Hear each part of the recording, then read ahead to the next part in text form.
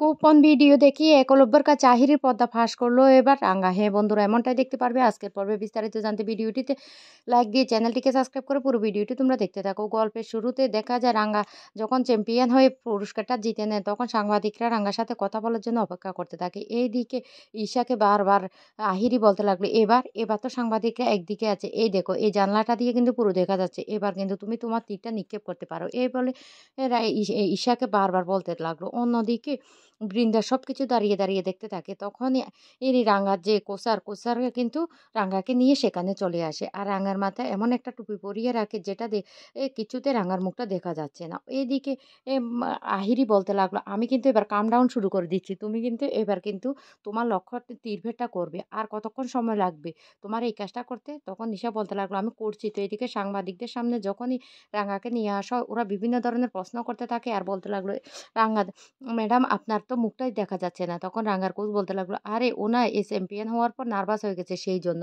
এদিকে একলব্য চিন্তা করতে থাকে আর বলতে লাগলো, রাঙ্গা তুমি প্রশ্নের উত্তর দিচ্ছ না কেন? কেন তুমি এতটা ভয় পাচ্ছ? আমি আছি তো।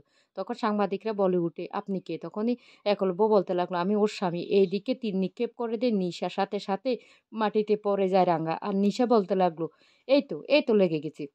আর আহিরি খুব খুশি হয়ে যায়। আর আহিরি বলতে লাগলো, এবার এবার আমরা জিতে গেছি। এই বলে আহিরি খুব খুশি হয়ে যায়। কিন্তু নিশা বলতে লাগলো, রাঙ্গা একইভাবে পড়ে আছে কেন?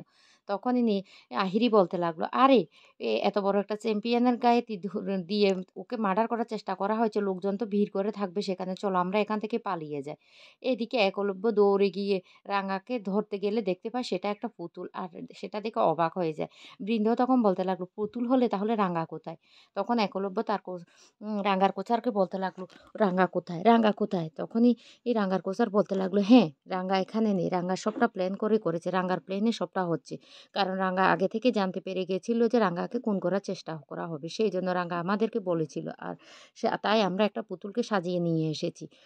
এদিকে আহিরি আর যখন নিশা পালিয়ে যেতে লাগলো তখন সেখানে রাঙ্গা চলে আসে আর এসে বলতে লাগলো, তোরা দুজন পালাবি কোথায়? তোরা কি ভেবেছিস তোরা চাল দিবি আর উল্টো চালটা আমি যে দেবো সেটা তোরা ভাবতে পারিসনি? এদিকে সাংবাদিকরা সবাই বারবার করে বলতে লাগলো, রাঙ্গা মতি তীরন্দাজকে খুন করার চেষ্টা করা হয়েছে, কে বা কাহারা? এই বলে তারা বিভিন্ন ধরনের কথা বলতে থাকে।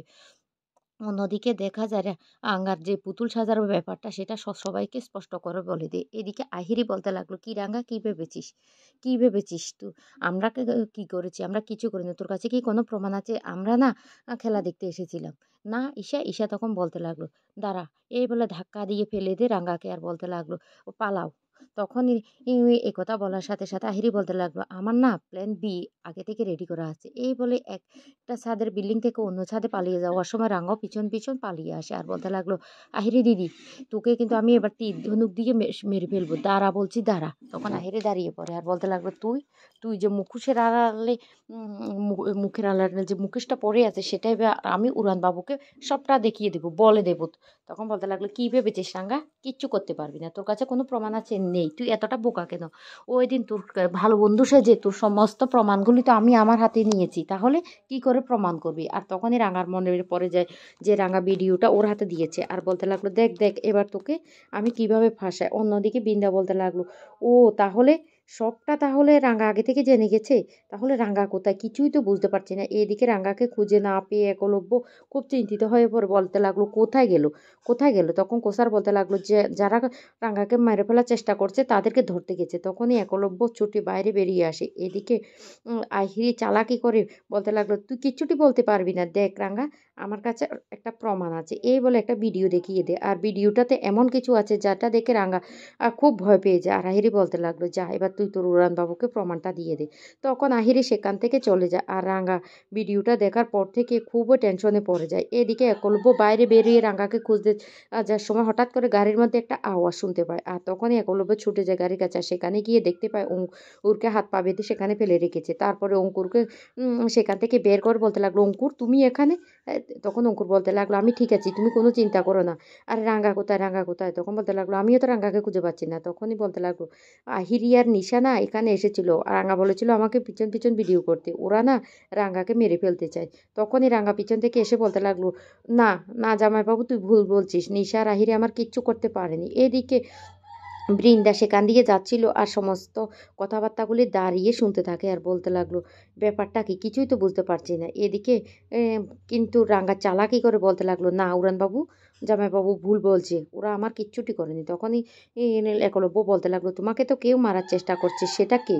তখন আহিরি বলতে লাগলো, দাঁড়া আহিরি দিদি, তোকে প্রমাণ সহেত আমি উড়ানবাবুর কাছে সমস্ত কিছু বলে দেব। এখন আমি কিচ্ছু বলব না। এখন সবটা আমি গোপন রাখবো। তখন বারবার করে জিজ্ঞাসা করতে থাকে একলব্য, কিন্তু রাঙা বারবার মিথ্যা কথা বলতে থাকে। এদিকে অঙ্কুর বলতে লাগলো, কি ব্যাপার, রাঙা কেন ওদের কথাটা বলছে না? চুপচাপ আছে কেন? কিছুই তো বুঝতে পারছি না। অন্যদিকে বিন্দাও বলতে লাগলো, রাঙা আবার কি প্ল্যান করার চেষ্টা করছে? কিছুতেই কেন ও আহিরের নামটা সামনে আনতে চাইছে না।